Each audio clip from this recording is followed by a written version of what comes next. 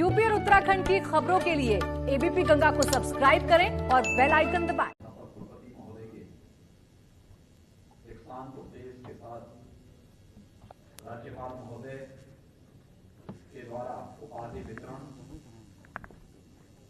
और मुख्य अतिथि के दीक्षांत उपदेश के साथ यहाँ पर भाषण के साथ ये कार्यक्रम यहाँ पर संपन्नता के अवसर हुआ है।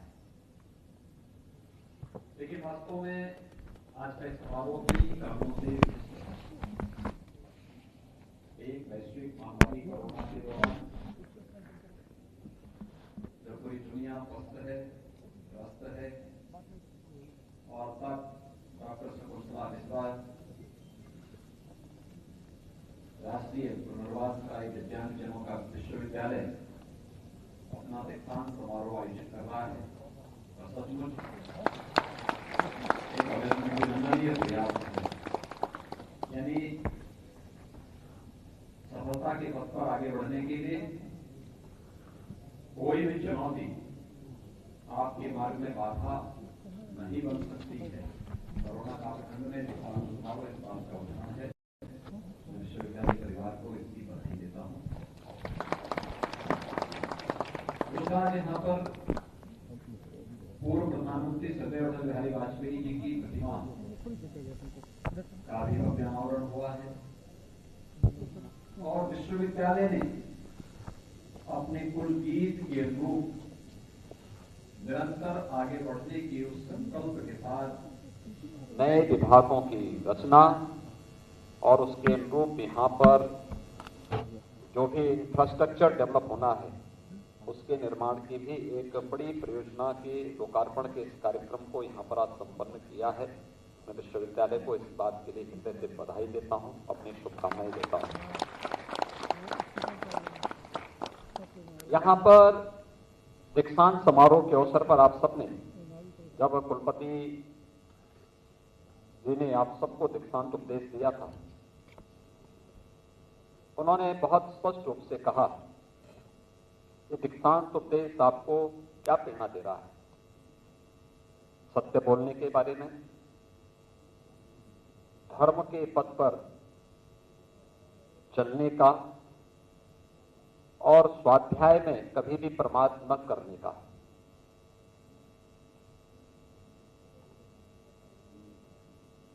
कुशल कार्य में प्रमाद न करने और जब भी अवसर मिले तो महान बनने के अवसर से अपने आप को वंचित न करना,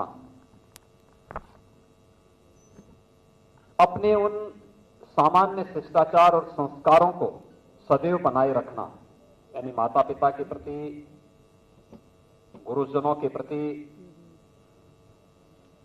अतिथि के प्रति क्या भाव हमारे मन में होना चाहिए, ये सदैव बनाए रखना, ये सब उपदेश उन्होंने आज यहाँ पर अपने दीक्षांत उपदेश में आप सबके सम्मुख उपाधि वितरण करने के पूर्व यहाँ पर कहे।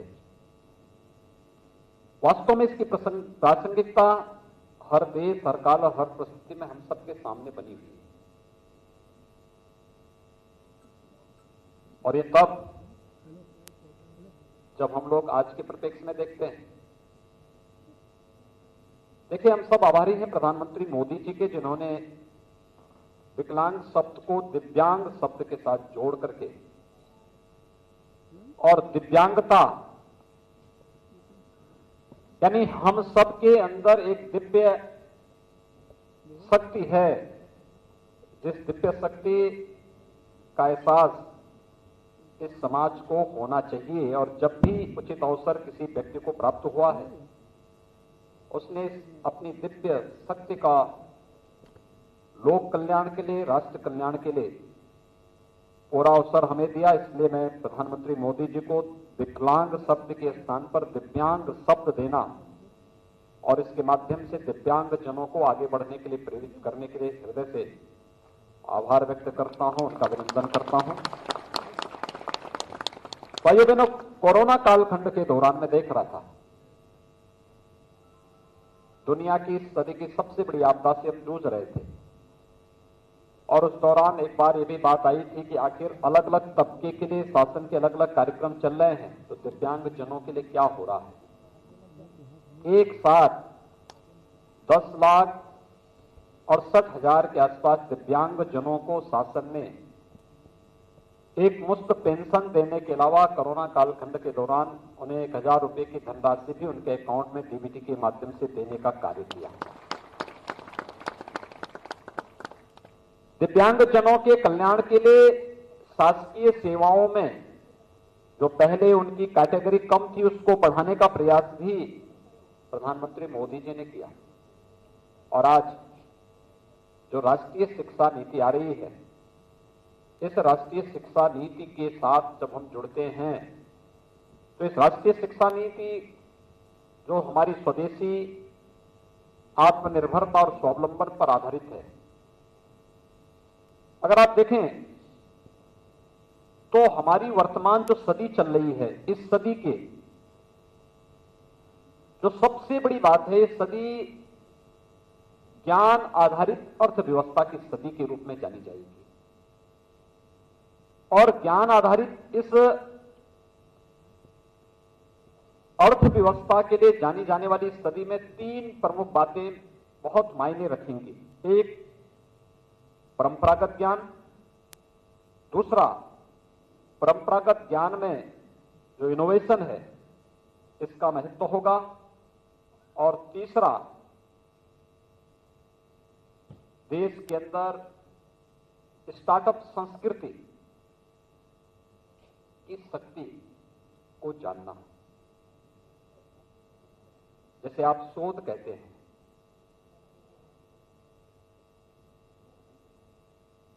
हम लोग अक्सर क्या देखते थे, अक्सर बच्चा किसी एक पक्ष को लेकर के, कोई छात्र किसी एक पक्ष को लेकर के जाता था, अपने फाइनल ईयर में उसे प्रोजेक्ट का कार्य दिया जाता था, लेकिन वह प्रोजेक्ट उसके आगे भावी जीवन में किस रूप में उपयोगी बन सकता है, इसको जोड़ने का कभी प्रयास नहीं किया। और मुझे लगता है कि जो नई राष्ट्रीय शिक्षा नीति आई है, ये राष्ट्रीय शिक्षा नीति इन तीनों के बीच बेहतर समन्वय के माध्यम से आपके जीवन में आप सबको और इस समाज को भी और इस देश को भी आत्मनिर्भरता की ओर भी और स्वावलंबन की ओर अग्रसर करने के लिए एक अवसर प्रदान कर रहा है। और इसके लिए हमारे संस्थान को, जितने भी शैक्षणिक संस्थान हैं, इन सबको अपने आप को तैयार करना होगा। एक नई चुनौती है आपके सामने। आपने कोरोना से सफलतापूर्वक उभरने के उपरांत राष्ट्रीय शिक्षा नीति को लेकर के विश्वविद्यालय स्तर पर एक कमेटी का गठन करना, उसके एक पक्ष के बारे में कार्य करना और फिर उसके सफलतम क्रियान्वयन के पक्ष को भी आगे बढ़ाने का कार्य करना। और अगर आप इस दिशा में प्रयास कर सकेंगे तो सचमुच आपको अपने भावी जीवन में ज्ञान के पीछे का जो उद्देश्य है, उस उद्देश्य को केवल सैद्धांतिक पक्ष तक सीमित न रख करके उसका व्यवहारिक पक्ष भी आप सबके सामने दिखाई देगा। जब डॉक्टर शकुंतला मिश्रा दिव्यांग जनों के लिए स्थापित यह राष्ट्रीय पुनर्वास विश्वविद्यालय अपना 7वां दीक्षांत समारोह यहां पर आयोजित कर रहा है, मुझे बहुत प्रसन्नता है कि आज यहां पर बहुत सारे छात्र छात्राओं को उनकी उपाधियां यहां पर वितरित की गई और पूरी भव्यता और दिव्यता के साथ एक दीक्षांत समारोह यहां पर संपन्न हो रहा है। और इसकी सबसे बड़ी विशिष्टता इस बात को लेकर के है कि जिस विदुषी के नाम पर विश्वविद्यालय बना है, डॉक्टर शकुंतला मिश्रा जी के नाम पर, आज उनकी ग्रैंड डॉटर को भी यहां पर पहली पीएचडी की उपाधि प्राप्त हुई है।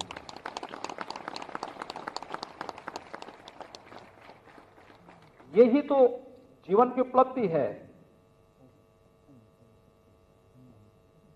डॉक्टर शकुंतला मिश्रा जी की आत्मा को असीम शांति की अनुभूति हो रही होगी कि उनके नाम से बने विश्वविद्यालय में पहली पीएचडी की डिग्री उनकी ग्रैंड डॉटर ने अर्जित की है। और ये मुझे लगता है कि भारत की ज्ञान की प्रवाह की परंपरा को हम सबको गौरवशाली बनाने की ओर अग्रसर करता है। मैं आज के इस अवसर पर उपाधि धारण करने वाले सभी जितने भी इस विश्वविद्यालय के छात्र छात्राएं हैं, इन सबको मैं इस अवसर पर हृदय से बधाई देता हूं। उनके परिवार के सदस्यों को, उनके आचार्यों को और पूरे विश्वविद्यालय परिवार को भी हृदय से बधाई देते हुए अपनी शुभकामनाएं देता हूं और विश्वास व्यक्त करता हूं कि विश्वविद्यालय उन सभी भावनाओं को जो एक अभिभावक की है, एक छात्र छात्रा की है, जो समाज की है, उन सभी भावनाओं का प्रतिनिधित्व करते हुए विकास, नवाचार और स्टार्टअप की इस नई संस्कृति को, भारत की परंपरागत ज्ञान की संस्कृति को एक नई ऊंचाइयों तक पहुंचाने के लिए निरंतर कार्य करेगा। आप सबके प्रति मेरी शुभकामनाएं। धन्यवाद। जय हिंद।